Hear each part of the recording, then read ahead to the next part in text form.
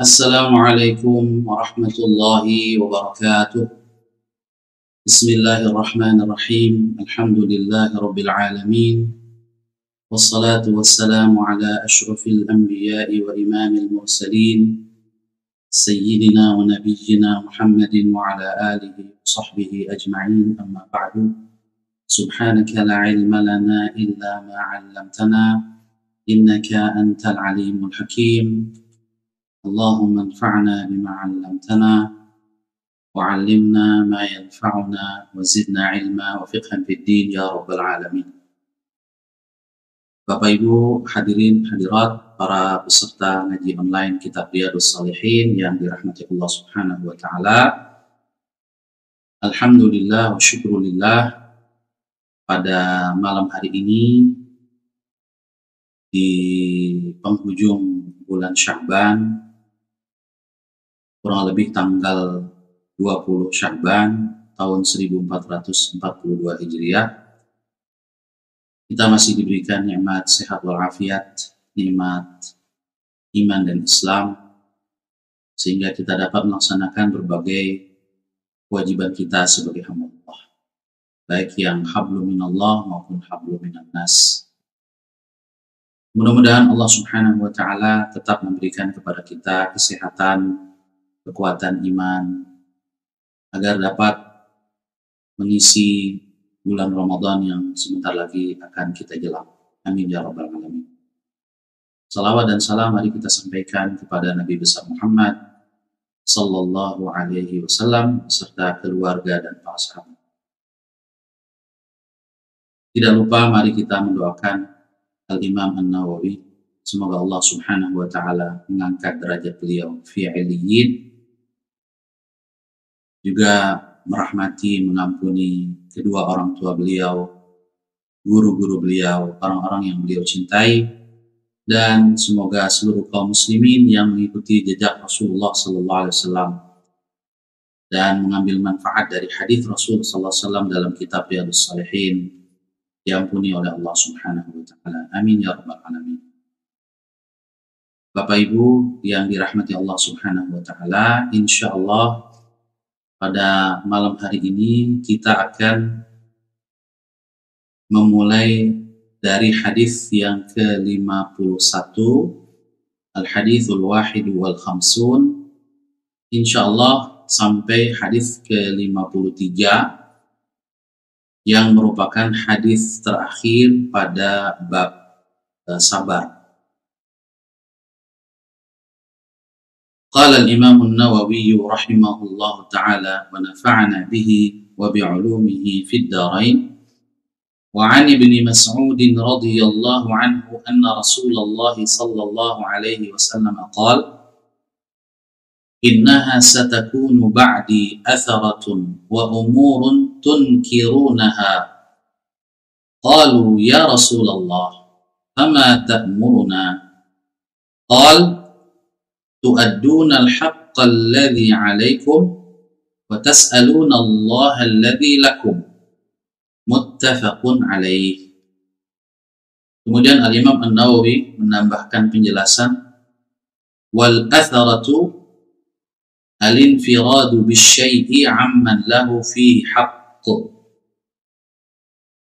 Terjemahannya kurang lebih, dan dari Abdullah bin Mas'ud radhiyallahu anhu bahwa sesungguhnya Rasulullah sallallahu alaihi wasallam telah bersabda, sesungguhnya akan ada sesudahku atharatun, yaitu penguasa yang menguasai harta orang banyak tanpa memberikan hak-hak mereka, tanpa memberikan hak-hak rakyat sebagaimana mestinya. Sesungguhnya akan datang sesudahku atharatun, juga wa umurun tunkirunaha, hal-hal yang akan kalian ingkari, kalian tidak setujui, kalian ingkari. Jadi merupakan kemungkaran. Qalu, mereka para sahabat berkata, ya Rasulullah, wahai Rasul, fama ta'muruna? Kalau demikian, apa yang engkau perintahkan kepada kami? ketika kami menghadapi situasi seperti itu. Beliau bersabda, tu'adduna al-haqqa alladhi 'alaikum wa tas'aluna Allah alladhi lakum. Kalian tetap menunaikan kewajiban yang menjadi tugas kalian. Kalian tetap menjalankan kewajiban kalian. Wa tas'aluna Allah alladhi lakum. Sementara hak kalian mintalah kepada Allah Subhanahu wa ta'ala. Hak kalian yang tidak diberi, mintalah kepada Allah Subhanahu wa ta'ala. Hadis ini muttafaqun alaih, disepakati oleh Al-Imam Al-Bukhari dan Al-Imam Muslim. Agar kita lebih memahami maksud hadis tadi, kita perlu melihat beberapa hadis lain yang disebutkan oleh Ibnu Hajar Al-Asqalani di dalam kitabnya Fathul Bari, Syarah Sahih Bukhari. Beliau menyebutkan, Dzakar Ibnu Hajar fil Fathi wa waqa'a fi riwayat Ats-Tsawri tu'adduna al-haqqa alladhi 'alaykum ay badl al-mal al-wajib fi az-zakah wan nafsi badl al-mal al-wajib fi az-zakah wan nafsi fil khuruj ila al-jihad 'inda at-ta'yin wa nahwi dhalik. Dalam riwayat Ats-Tsawri disebutkan yang dimaksud dengan kalian menunaikan hak, maksudnya hak di sini adalah kewajibannya. Kalian menunaikan kewajiban yang menjadi tugas kalian menunaikannya. Yang dimaksud dengan kewajiban di sini adalah mengeluarkan harta yang wajib berupa zakat. Jadi tetap bayar zakat.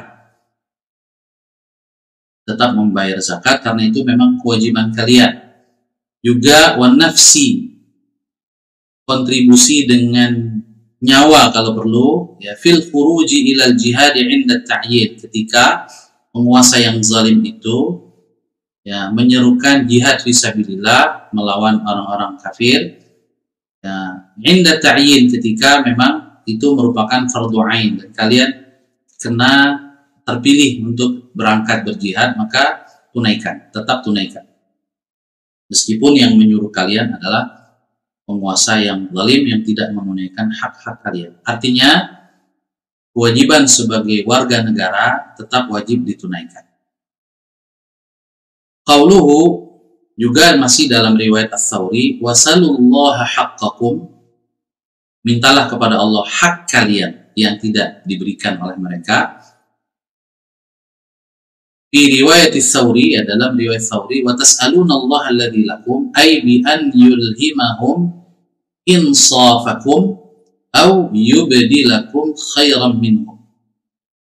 Kalian meminta kepada Allah hak kalian, yaitu maksudnya adalah berdoa, kalian berdoa kepada Allah agar penguasa yang zalim itu ya diberi ilham oleh Allah, diberi kesadaran oleh Allah Subhanahu wa ta'ala untuk berlaku adil terhadap kalian, untuk menunaikan hak-hak kalian. Au yubdilakum khairan minhum, atau minta kepada Allah agar mengganti untuk kalian yang lebih baik daripada mereka. Ini yang disebutkan oleh Ibnu Hajar di dalam kitabnya Fathul Bari, Syarah Sahih Bukhari. Begitu juga Ibnu Hajar menambahkan riwayat dari Imam Muslim dari hadis Ummu Salamah, hadis marfu' ya, yang dinisbatkan kepada Rasulullah sallallahu alaihi wasallam. Wa akhraja Muslimun min hadithi Ummi Salamah marfu'an, sayakunu umara'u wa yu'rafuna wa yunkarun. Akan ada umara, para pemimpin, wa yu'rafun, mereka dikenal, ya artinya mereka orang-orang yang dikenal oleh kaum muslimin, wa yunkarun, tapi mereka juga diingkari. Artinya dari mereka muncul perbuatan-perbuatan kemungkaran di para penguasa ini, sehingga kaum muslimin mengingkarinya. Faman kariha bari'a. Kemudian Rasul melanjutkan, siapa yang tidak suka dengan kemungkaran yang mereka lakukan, ya, dengan kezaliman yang mereka lakukan, bari'a, maka dia bebas. Nah, selamat, bebas dari tanggung jawab di sisi Allah Subhanahu wa taala. Wa man ankara salima, begitu juga siapa yang mengingkarinya, ya, baik dengan lisan atau dengan hati minimal tidak menyetujuinya, maka dia akan selamat, salima. Nah, yang tidak selamat dari tanggung jawab di sisi Allah adalah walakin man radiya wa taba'ah, akan tetapi yang ridho, yang suka, ya, yang rela dengan kezaliman yang terjadi, wa taba'ah, bahkan mengikuti kezaliman mereka, membuntuti kezaliman mereka, ini yang tidak selamat. Kemudian para sahabat bertanya, afala nuqatiluhum, apakah kami boleh memerangi mereka, ya, penguasa yang zalim seperti ini? Qal, Rasul bersabda, la, jangan, tidak, jangan memerangi mereka, artinya jangan memberontak kepada mereka, jangan memerangi mereka dengan kekuatan senjata. Ma sallu, selama mereka melaksanakan sholat. Jadi mereka tetap adalah seorang muslim, dan kalau mereka melaksanakan sholat maka tidak boleh memberontak, memerangi dengan senjata. Tapi yang dilakukan hanyalah melakukan amar ma'ruf nahi munkar. Karena di dalam hadis ini juga, ya, umurun tunkiruna, ada perkara-perkara yang akan kalian ingkari. Jadi tetap ada perbuatan melakukan inkarul munkar, ya. Al-amru bil ma'ruf wa nahyu 'anil munkar dengan bijaksana. Kemudian juga masih dijelaskan oleh Ibnu Hajar dalam kitab Fathul Bari, wa min hadits Auf ibn Malik rafa'ahu fi haditsin fi hadzal ma'na. Ya. Juga ada hadis yang berasal dari Auf bin Malik di mana beliau merafa'kannya, ya, menisbatkannya kepada Rasulullah SAW, hadis marfu', yaitu hadis yang semakna dengan hadis ini, ya, hadis tadi yang kita telah baca di awal, di mana qulna, para sahabat, kami, kata para sahabat bertanya kepada Rasulullah, ya Rasulullah, wahai Rasul, afala nunabidhuhum inda dzalik, bolehkah kami melempar mereka, ya, memusuhi mereka? Dalam riwayat lain, fi riwayatin lahu bisayf, ya, dengan senjata.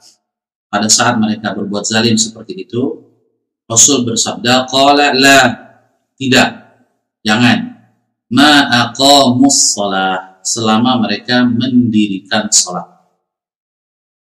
Wa zada, juga ada tambahan, wa idza ra'aitum min wulatikum syai'an takrahunahu fakrahu 'amalahu wala tanzi'u yadan min ta'atin. Dan jika kalian menyaksikan di antara para pemimpin kalian sesuatu yang tidak kalian sukai berupa kemaksiatan atau kemungkaran, fakrahu 'amalahu, maka bencilah terhadap amalnya itu, terhadap kemungkaran itu. Jangan ridho, jangan suka, jangan menyetujui. Tetapi tetap wala tanzi'u yadan min ta'atin, jangan kalian cabut tangan ketaatan kalian. Maksudnya jangan kalian tidak taat kepada perintah mereka yang benar, yang ma'ruf, ya. Karena innamat ta'atu fil ma'ruf, ya. Ketaatan itu wajib kalau yang diperintahkan adalah yang baik. Adapun yang munkar, ya, tidak boleh ditaati. Nah, dari hadis ini ada beberapa faidah. Afadal hadis. Yang pertama, as-sabru 'ala al-maqduri war-ridha bil qada'i hulwihi wa murrihi.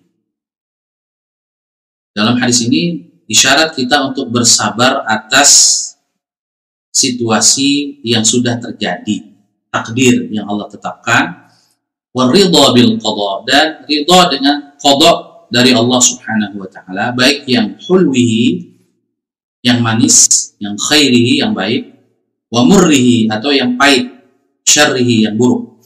Jadi di sini adalah kalau kita tinjau dari sisi qada, maka ini harus kita sikapi dengan ridho kepada Allah, bukan ridho kepada kezaliman penguasa. Ridho kepada Allah, jangan menggerutu kepada Allah Subhanahu wa ta'ala, pasti ada hikmahnya. Kemudian yang kedua, al-hathu 'ala as-sam'i wa ta'ati wa in kana al-mutawalli zaliman 'usufan fayu'ti haqqahu min at-ta'ati wa la yakhruju 'alayhi wa la yukhraju 'alayhi wa la yukhla'u. Ya. Hadis ini juga memberikan anjuran, dorongan untuk tetap mendengar dan taat dalam hal-hal yang ma'ruf meskipun penguasanya zalim. Bahkan di sini disebutkan usufan. Usuf itu syadidul zulmi, sangat zalim. Atau bisa juga dibaca fayu'ta haqqahu min at-ta'ah.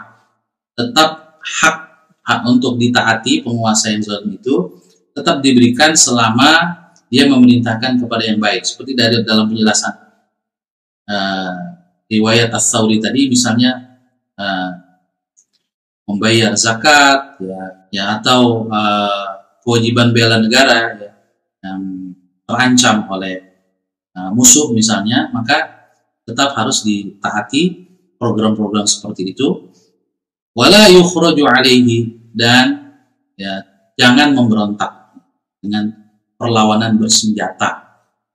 Wala yukhla'u, dan jangan dikudeta dengan cara-cara pergantian yang tidak konstitusional. Dia harus memenuhi kalau ada pergantian pemimpin itu harus konstitusional, ya, sesuai dengan kesepakatan nasional, undang-undang yang berlaku, konstitusi. Jadi wala yufla'u, tidak boleh dia diberhentikan di tengah jalan secara tidak konstitusional, ya, melalui kudeta berdarah apalagi, karena itu bisa menimbulkan madarat, kekacauan yang lebih besar. Bal yatadarra'u ila Allah Ta'ala, tetapi hendaklah seorang muslim tadarru' kepada Allah Subhanahu wa ta'ala, memohon dengan sangat kepada Allah fi kafi adahu, agar dijaga dirinya dari kezaliman atau kejahatan penguasa yang zalim itu. Wadaf bisyarrihi, ya, ditolak, ya, keburukan penguasa yang zalim itu. Wa islahihi, dan juga mohon kepada Allah agar Allah mengislah mereka, memperbaiki mereka. Kemudian yang ketiga, faedah hadis ini, hadzal khabaru wa ma ba'dahu min jumlati mu'jizatin nabiyyi sallallahu alaihi wasallam. Informasi ini seperti ini, ya, dan juga nanti hadis setelah ini termasuk bagian dari mukjizat Nabi Muhammad sallallahu alaihi wasallam, di mana beliau menginformasikan kejadian yang belum terjadi atau yang akan terjadi, ya, baru akan terjadi dan benar-benar terjadi. Tidak ada satupun yang disebutkan oleh Rasul sesuatu yang akan terjadi, tidak ada yang tidak terjadi setelah itu. Semuanya terbukti di masa depan. Nah, ini menunjukkan bahwa memang beliau seorang nabi yang didukung oleh mukjizat dari Allah Subhanahu wa ta'ala. Selanjutnya kita langsung masuk ke hadis yang ke-52, al-hadits tsani wal khamsun. وعن أبي يحيى أسيد بن حضير رضي الله عنه أن رجلا من الأنصار قال يا رسول الله ألا تستعملني كما استعملت فلانا فقال إنكم ستلقون بعدي أثرة فاصبروا حتى تلقوني على الحوض muttafaqun alaih. Kemudian Al-Imam An-Nawawi menyebutkan keterangan, ya, cara pembacaan nama perawi hadis ini, sahabat, yaitu Usaid, ya, bi dhammil hamzah. Jadi hamzahnya atau alifnya dhammah, U. Ya, jadi Usaid. Kemudian Hudayr biha'in muhmalah madmumah.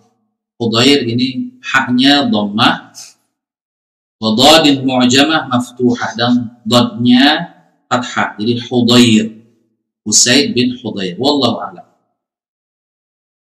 Kurang lebih terjemahannya, wa an Abi Yahya, dari Abu Yahya, ini kunyahnya, namanya adalah Usaid bin Hudayr radhiyallahu anhu, semoga Allah meridhoinya, bahwa sesungguhnya ada seorang laki-laki minal ansar, dari kalangan sahabat Ansar.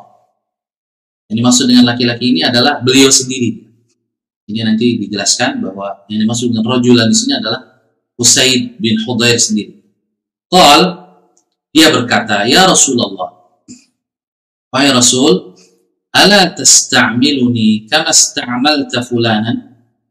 Tidakkah engkau memberikan aku jabatan untuk satu tugas memimpin wilayah, atau satu tugas fungsional? Jadi tasta'miluni di sini bisa tugas teritori di mana menjadi penguasa wilayah tertentu, atau tugas fungsional, misalnya mengurus baitul mal dan lain-lain. Tidakkah engkau menugaskan saya kama sta'amalta fulanan, seperti engkau telah memberikan penugasan kepada si fulan? Sebutkan yang dimaksud dengan fulan oleh Usaid ini adalah Amr bin As. Jadi pertanyaan ini diajukan oleh Usaid tidak lama setelah Amr bin As mendapatkan penugasan dari Rasulullah Shallallahu Alaihi Wasallam. Maka Rasulullah SAW menjawab dengan sabdanya, sekilas jawabannya ini menyimpang atau tidak ada hubungannya secara langsung dengan pertanyaan atau permintaan Usaid, di mana Rasul mengatakan, innakum satalqawna ba'di asaratan, sesungguhnya kalian akan menemui situasi sesudah aku wafat, asaratan, ada penguasa-penguasa yang tidak memberikan hak-hak kalian, mengambil hak kalian, tidak memberikan hak kalian. Fasbiru, maka bersabarlah kalian, hatta talqawni 'alal haud, sampai kalian menemui aku di telaga nanti. Haud di sini telaga milik Rasulullah SAW, telaga khusus bagi Rasul dan umatnya yang ada di mahsyar, sesudah manusia merasakan dahsyatnya mahsyar. Di situ bagi orang-orang yang beriman kepada Rasulullah SAW, yang konsisten dengan ajaran beliau, termasuk yang bersabar atas kezaliman penguasa, itu akan menemui Rasulullah SAW di telaga Haud, sesudah atau setelah mengalami mahsyar, padang mahsyar yang penuh dengan kesulitan. Di situ akan bertemu Rasul di Haud itu, di telaga itu, yang di dalam hadis disebutkan siapa yang minum dari telaga itu tidak akan kehausan selama-lamanya. Nah, Haud ini di dalam hadis yang lain juga disebutkan bahwa dia sumber airnya adalah dari Nahrul Kautsar, Sungai Al-Kautsar yang ada di surga. Jadi sumber airnya di Sungai Kautsar. Jadi ini Haud, telaga ini bukan telaga Kautsar ya, tapi telaga Rasulullah SAW, sumbernya dari Sungai Kautsar. Nah, nanti akan kita jelaskan mengapa Rasul menjawab demikian. Sebelumnya, kita lihat dulu profil singkat as-sahabi, sahabat yang meriwayatkan hadis ini, yaitu Usaid bin Hudayr. Beliau namanya Usaid bin Hudayr, anak dari Hudayr. Kunyatuhu Abu Isa, kunyahnya adalah Abu Isa. Kannahu bihan Nabiyyu sallallahu alaihi wasallam, kunyah yang diberikan oleh Rasul sallallahu alaihi wasallam. Beliau adalah Ansariyun, salah satu sahabat Ansar, Ausi, lebih spesifik lagi dari suku Aus, bukan dari suku Khazraj, karena sahabat Ansor itu ada dua suku besar, Aus dan Khazraj. Usaid ini dari suku Aus, ya, Ausi Ashhali, dari Bani Ashhal. Aslama qabla Sa'd ibn Mu'adh ala yadi Mus'ab ibn Umair bil Madinah ba'da al-aqabatil ula. Beliau masuk Islam sebelum Sa'ad bin Mu'adh, tokoh Ansor yang lain yang juga terkenal, masuk Islam di tangan Mus'ab bin Umair radhiyallahu anhum ajma'in. Mus'ab bin Umair ini adalah da'i yang diutus oleh Rasulullah SAW dari Mekah, sahabat muhajirin yang menjadi murabbi, da'i, muqri, orang yang mengajarkan Al-Quran, wahyullah kepada sahabat-sahabat Rasul yang masuk Islam di Madinah. Maka di antara yang masuk Islam di tangan Mus'ab bin Umair ini adalah Usaid bin Hudayr. Ba'da al-aqabatil ula, beliau masuk Islam sesudah baiat Aqabah yang pertama. Wa kana as-siddiqu yukrimuhu. Di antara keutamaan Usaid ini bahwa Abu Bakar As-Siddiq radhiyallahu anhu selalu memuliakan beliau, sangat menghormati beliau. Wala yuqaddimu alaihi ahada. Kalau ada hal-hal penting, beliau tidak mendahulukan yang lain. Tapi lebih memilih Usaid bin Hudayr dalam tugas-tugas tertentu yang penting. Kemudian juga Usaid ini syahidal aqabah as-saniyah. Beliau ikut hadir dalam baiat Aqabah yang kedua. Wa kana naqiban li Bani Abdil Ashhal. Dan beliau adalah naqib, pemimpin yang oleh Rasul diberikan kepercayaan untuk mengurusi Bani Abdil Ashhal. Jadi pemimpin kabilah Bani Abdil Ashhal. Masing-masing orang-orang Ansor yang menjadi wakil dari kabilahnya disebut dengan naqib, jamaknya nuqaba, sebagaimana Nabi Musa alaihissalam juga memiliki 12 naqib dari 12 keturunan Nabi Yakub atau Bani Israel, anak-anak Nabi Yakub yang berjumlah 12 anak, jadi 12 suku. Ini masing-masing pemimpin suku disebut naqib. Rasulullah SAW juga menamakan wakil dari kabilah di sahabat Ansar, baik Aus maupun Khazraj, disebut dengan naqib. Usaid ini adalah naqib li Bani Abdil Ashhal, naqib dari Bani Abdil Ashhal. Wakhtulifa fi syuhudihi badran. Ada perbedaan pendapat apakah beliau ini ikut perang Badar atau tidak. Karena memang Badar tidak diniatkan awalnya untuk jihad fisabilillah, sehingga tidak semua sahabat baik muhajirin maupun ansar yang ikut. Tetapi beliau syahida Uhudan, ikut dalam perang Uhud, wa ma ba'daha, dan perang sesudah Uhud. Lalu juga dikatakan di sini akha bainahu wa baina Zaid bin Harithah. Beliau dipersaudarakan oleh Rasulullah SAW dengan Zaid bin Harithah.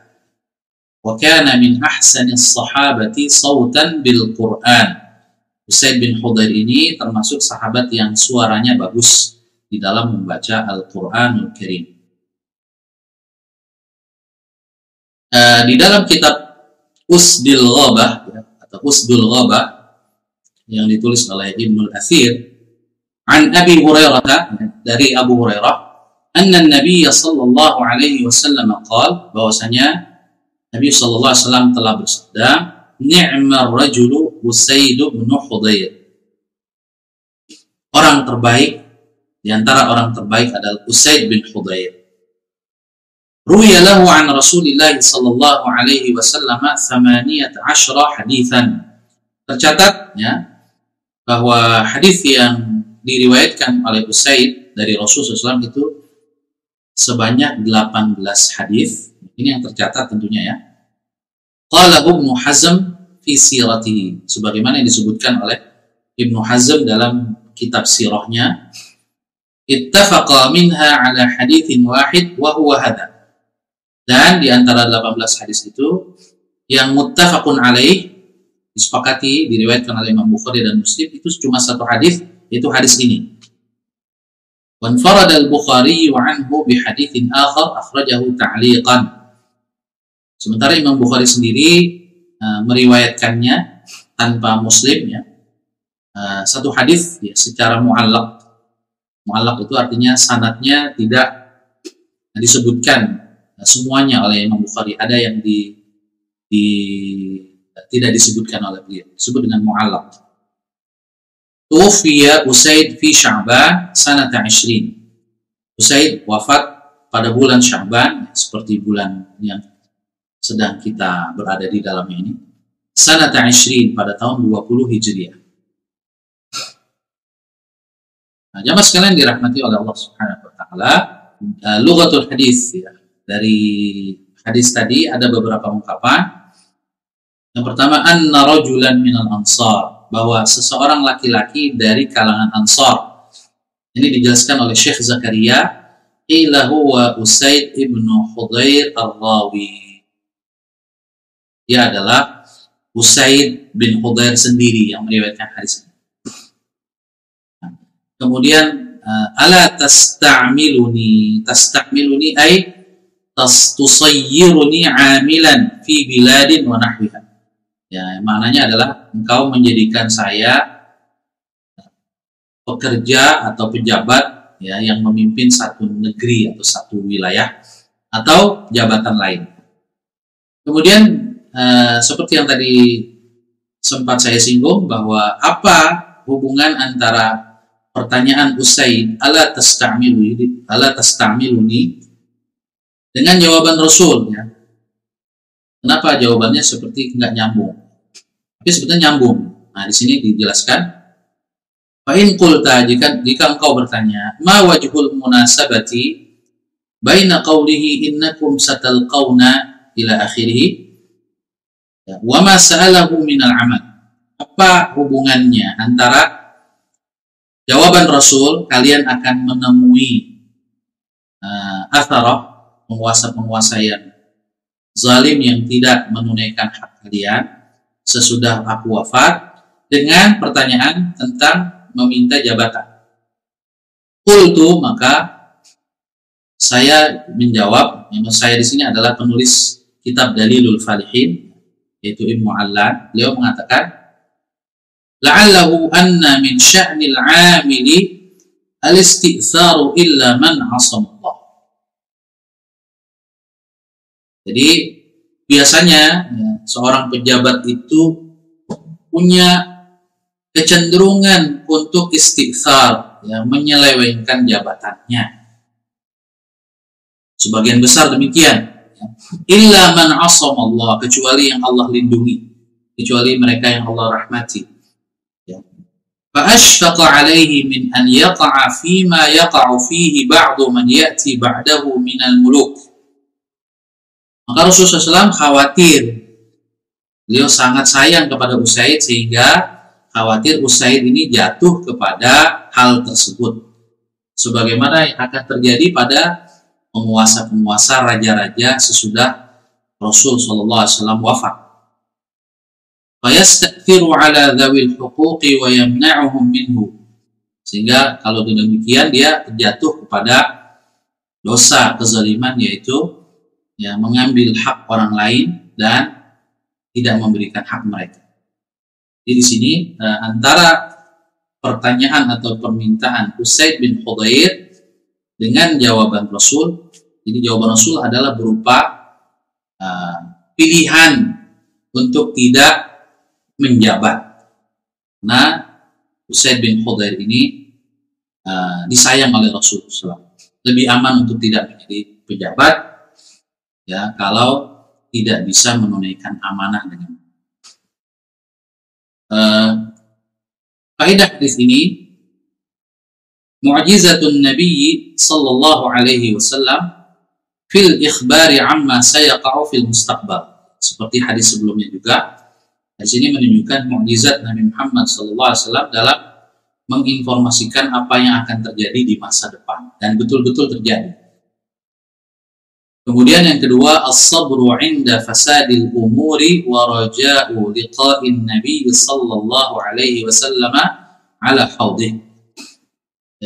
bersabar saat terjadi kerusakan, artinya tidak putus asa, tetap berharap kepada Allah Subhanahu wa taala dan tetap melakukan nasihat kepada penguasa, melakukan amar ma'ruf nahi munkar, ya, tidak memberontak dengan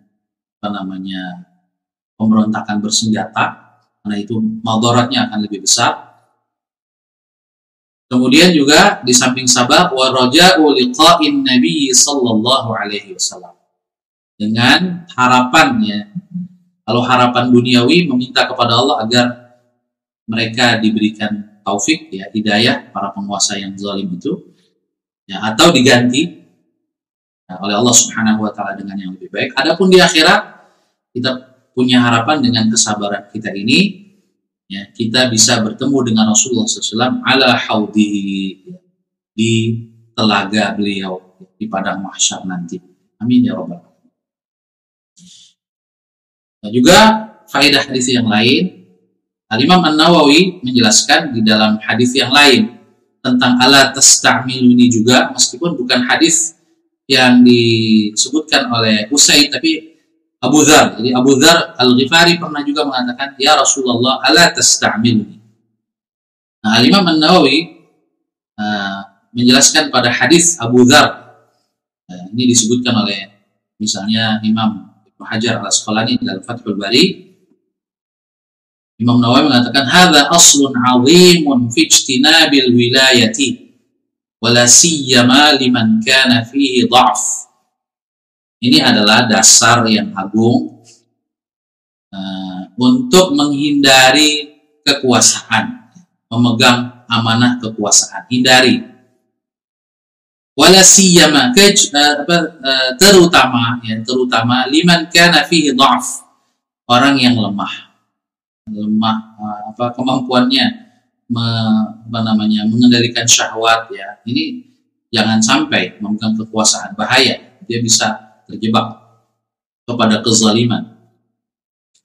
Nah, oleh karena itu di dalam hadis Abu Dzar ini Rasul mengatakan, innaka dha'if, wahai Abu Dzar, kamu itu dhaif, lemah, ya, tidak bisa memegang kekuasaan.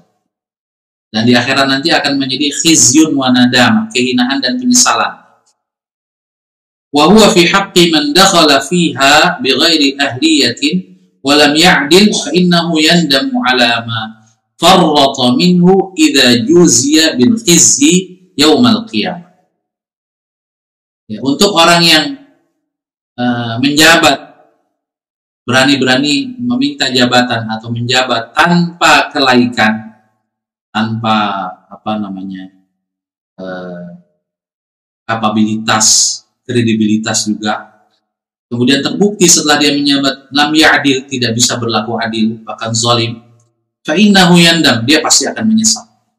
Sebagaimana hadis ini kata Rasul, innaha amanatun wa nadam, dia adalah amanah dan akan menjadi penyesalan. Ala ma farrata minhu, karena tidak berlaku adil, idza juziya bil khizyi yaumal qiyamah. Kenapa? Karena dihadapkan dengan balasan kehinaan di hari kiamat. Nauzubillah dzalik. Sebaliknya, boleh saja, ya, minta jabatan, ya, atau menjabat dengan cara-cara mencapai jabatan yang halal, yang tidak zalim. Wa amma man kana ahlan, siapa yang memang capable, ya, punya kredibilitas dan kapabilitas, wa adad fiha, dan bisa berlaku adil, fa ajruhu 'azim, maka pejabat yang seperti ini balasannya juga agung. Kama tadhaharat bihil akhbar, sebagaimana riwayat-riwayat hadis tentang masalah ini, seperti misalnya di antara yang akan dinaungi oleh Allah Subhanahu wa taala, ya, di mana tidak ada naungan saat itu kecuali naungan Allah. Nomor satu adalah imamun adil, pemimpin yang adil. Karena pemimpin yang adil itu bisa melipat gandakan kebaikan, sebagaimana pemimpin yang zalim juga bisa melipat gandakan keburukan. Wal'iyadzubillah. Walakin fid dukhuli fiha khatarun 'azim, kata Imam Nawawi, memasuki area ini memang ada risiko bahaya yang besar. Walidzalika imtana'al akabiru minha. Oleh karena itu, tokoh-tokoh besar pun tidak mau mengambilnya. Kita temukan misalnya bagaimana Imam Abu Hanifah rahimahullah taala menolak jabatan. Itu juga banyak ulama-ulama besar karena memang khawatir tidak bisa amanah. Wallahu a'lam. Yang terakhir, hadis ke-53, hadis terakhir pada bab sabar. Wa an Abi Ibrahim Abdullah ibn Abi Awfa radhiyallahu anhuma anna Rasulullah sallallahu alaihi wasallam fi ba'd ayyamihi allati laqiya fiha al-adu intadhara hatta idza malat asy-syamsu qama fihim faqala ya ayyuhan nas la tatamannaw liqa' al-adu was'alu Allah al-'afiyah fa idza laqitumuhum fasbiru wa'lamu anna al-jannata tahta dhilalis suyuf. Dan dari Abu Ibrahim, ini kunyahnya, nama beliau adalah Abdullah bin Abi Awfa radhiyallahu anhu. Nanti Abu Awfa ini siapa namanya? Ya, dijelaskan bahwa namanya adalah Alqamah. Dan kita lihat nanti di profil dari Abdullah bin Abi Awfa radhiyallahu anhu, semoga Allah meridhai keduanya. Jadi baik Abdullah maupun Abu Awfa ini dua-duanya sahabat Nabi. Anna Rasulullah sallallahu alaihi wasallam, bahwasanya Rasulullah SAW fi ba'di ayyami, di sebagian hari-hari beliau, maksudnya adalah di sebagian hari-hari jihad peperangan beliau, allati laqiya fiha al-adu, yang di sana Rasul bertemu dengan musuh, intadhara, beliau biasanya menunggu, hatta idza malat asy-syamsu qama fihim, ini berjalan menuju tempat yang diprediksi akan terjadi pertempuran atau dekat tempat terjadi pertempuran, sampai ketika matahari sudah bergeser ke arah barat, maksudnya adalah sudah masuk waktu zuhur, jadi sedang terik-teriknya, qama fihim, maka Rasul pun berhenti untuk yang membuat perkemahan atau istirahat. Karena kalau terus melanjutkan perjalanan dalam kondisi panas, ini melelahkan. Mungkin beliau sanggup tapi pasukannya tidak, akan kepayahan. Ini juga salah satu bentuk kasih sayang Rasul. Pokol, ya, sesudah membuat tempat camp pasukan, beliau bersabda, ya ayyuhan nas, wahai manusia, wahai orang-orang, wahai para prajurit, la tatamannaw liqa' al-adu, jangan berangan-angan ketemu musuh. Artinya jangan petantang-petenteng, sombong ingin berperang melawan musuh. Tidak boleh. Was'alullah al-afiyah, dan tetaplah meminta kepada Allah keselamatan lahir maupun batin. Tetapi fa idza laqitumuhum fasbiru, kalau ditakdirkan kalian menemui musuh, fasbiru, maka bersabarlah. Tentunya yang dimaksud bersabar di sini tidak hanya diam, ya, tidak melawan, tapi maksudnya adalah bersabar artinya melakukan perlawanan dengan sekuat tenaga, dengan cara-cara yang dibenarkan. Jihad fisabilillah dengan mengerahkan segala kekuatan. Jadi sabar tidak hanya maknanya adalah ngelus dada, tapi juga sabar punya kandungan aktif, berusaha sekuat tenaga.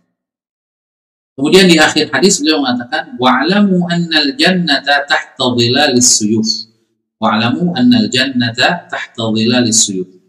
Dan ketahuilah bahwasanya surga itu di bawah naungan pedang. Maksudnya adalah salah satu pintu surga adalah jihad fisabilillah atau mati syahid di jalan Allah Subhanahu wa ta'ala. Kemudian thumma qala an-nabiy sallallahu alaihi wasallam, Rasul melanjutkan sabdanya dengan doa, ya. Allahumma munzilal kitab wa mujriyas sahab wa hazimal ahzab ihzimhum wansurna alaihim. Ya Allah yang menurunkan Alkitab, terutama Al-Quran, wa mujriyas sahab, yang menjalankan, menggerakkan awan, wa hazimal ahzab, wahai zat yang mengalahkan pasukan sekutu, ihzimhum, kalahkanlah mereka, wansurna alaihim, tolonglah kami melawan mereka. Nah, di sini muttafaqun alaih, disepakati, diriwayatkan oleh Imam Bukhari dan Imam Muslim. Kemudian Imam Nawawi menutup, mungkin karena ini adalah akhir dari bab sabar, beliau mengatakan wabillahi taufiq. Semoga kita mendapatkan taufik dari Allah Subhanahu wa ta'ala. Jamaah sekalian yang dirahmati Allah Subhanahu wa ta'ala, kita lihat sejenak profil dari sahabat yang meriwayatkan hadis ini. Abdullah bin Abi Aufa, wasmu Abi Aufa Alqamah, nama Abu Aufa ayah dari Abdullah adalah Alqamah bin Khalid bin Harith bin Abi Usaid bin Rifa'ah bin Sa'labah bin Hawazin bin Aslam al-Aslami. Huwa wa abuhu sahabiyan. Jadi baik Abdullah maupun Abu Aufa atau Alqamah, dua-duanya adalah sahabat Rasul radhiyallahu anhuma, semoga Allah meridhai keduanya. Bai'a Abdullah bai'at ridwan. Abdullah ini terlibat, ikut dalam bai'atul ridwan yang dilakukan oleh Rasulullah SAW, mengambil baiat kesetiaan kepada kurang lebih 1.400 sahabat yang ikut dalam perjanjian Hudaybiyah di bawah pohon baiatnya. Yang Allah katakan, laqad radhiyallahu 'anil mu'minin idh yubayyi'unaka tahta asy-syajarah. Semoga Allah telah ridha dengan orang-orang beriman yang telah membaiatmu wahai Rasul di bawah pohon. Makanya disebut bai'atul ridwan, baiat yang diridhai oleh Allah Subhanahu wa ta'ala. Juga wa syahida Khaybar, ya. Abdullah ini juga ikut dalam perang Khaybar, wa ma ba'daha minal masyahid, dan perang-perang setelahnya. Wa lam yazal bil madinati hatta qubida Rasulullah sallallahu alaihi wasallam. Beliau tetap tinggal di Madinah sampai Rasul wafat. Setelah Rasul wafat, thumma tahawwala ila al-Kufah. Beliau pindah ke kota Kufah di Irak. Wa huwa akhiru man tuwfiya biha min ashabin Nabi sallallahu alaihi wasallam. Beliau termasuk orang yang terakhir ya wafat di Kufah di antara sahabat Rasulullah sallallahu alaihi wasallam.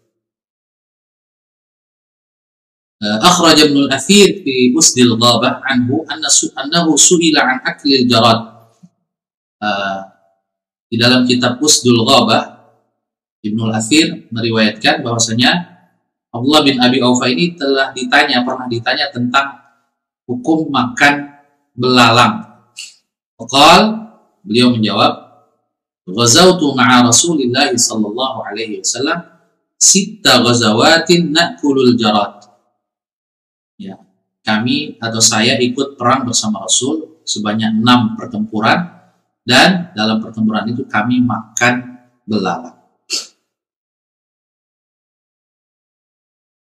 Ruwiya lahu an Rasulillah sallallahu alaihi wasallam 95 haditsan.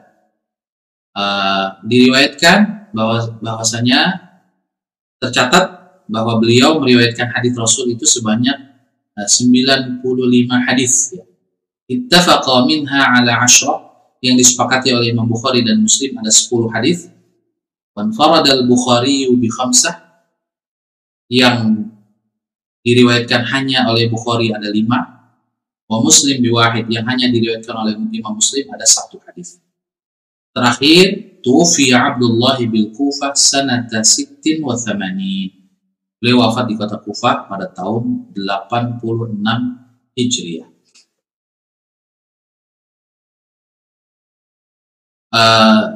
Terkait dengan beberapa ungkapan di dalam hadis, kita lihat yang ketiga saja ini. Was'alullah al-afiyah. Ini maksud dengan al-afiyah, Al-Imam An-Nawawi menjelaskan, kathuratil ahaditsu fil amri bisu'alil afiyah. Amat sangat banyak hadis-hadis yang memerintahkan kita untuk meminta kepada Allah atau memohon kepada Allah al-afiyah. Nah, afiyah ini beliau menjelaskan, wahiyya minal alfaz al-mutanawilati lidaf'i jami'il afat. Afiyah ini termasuk lafal yang mencakup penolakan terhadap berbagai musibah dan penyakit, ya. Baik fil badan, ya, musibah di badan kita, fil zahir wal batin, baik badan bagian luar maupun badan bagian dalam, ya. Penyakit luar maupun penyakit dalam.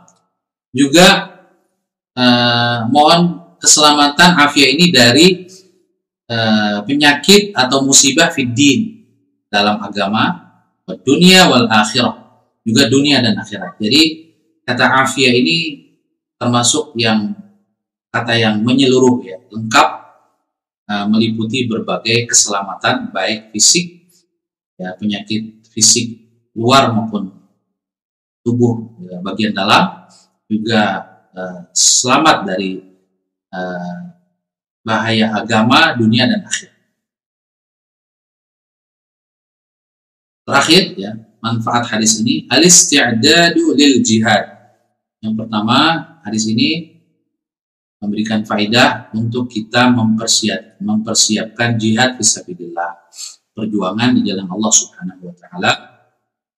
Wa yashmalu i'dad al-quwwati wal khuruji li liqa'il adu. Termasuk mempersiapkan kekuatan baik fisik maupun persenjataan, ya, untuk juga keluar menghadapi musuh. Nah, tentunya kewajiban jihad ini adalah kewajiban negara, ya.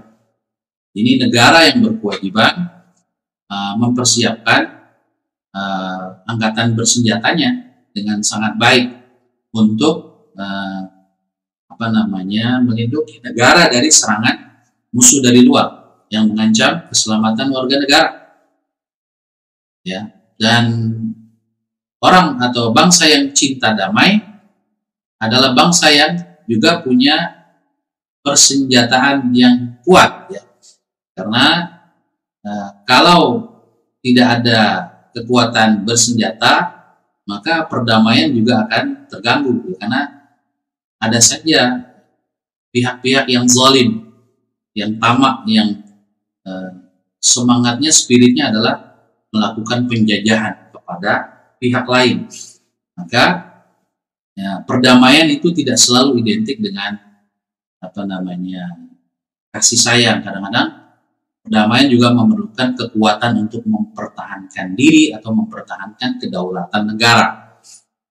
Oleh karena itu, setiap negara yang berwibawa itu pasti memiliki kekuatan persenjataan yang baik, sehingga tidak sembarang pihak musuh, ya, berani untuk macam-macam, ya,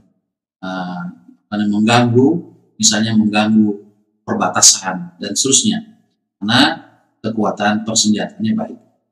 Dan ini bagian dari ajaran Islam. Dan Islam menyuruh kaum muslimin, negara-negara yang mayoritas umat Islam, agar memiliki persenjataan yang baik. Walluju ilallahi bid-du'ai ba'da tarkil ma'asi wat taubatis shadiqah.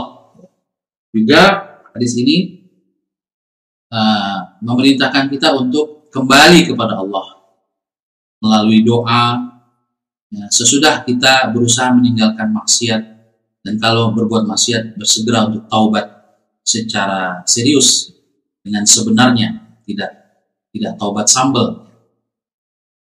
Kemudian yang berikutnya, yang kedua, masyru'iyatud du'a halal karbi wasyada'id. Hadis ini juga menegaskan tentang disyariatkannya kita berdoa saat sedang mengalami situasi genting dan situasi sulit, ya. Karena dalam situasi genting dan sulit itu pengabulan doa juga insya Allah semakin besar.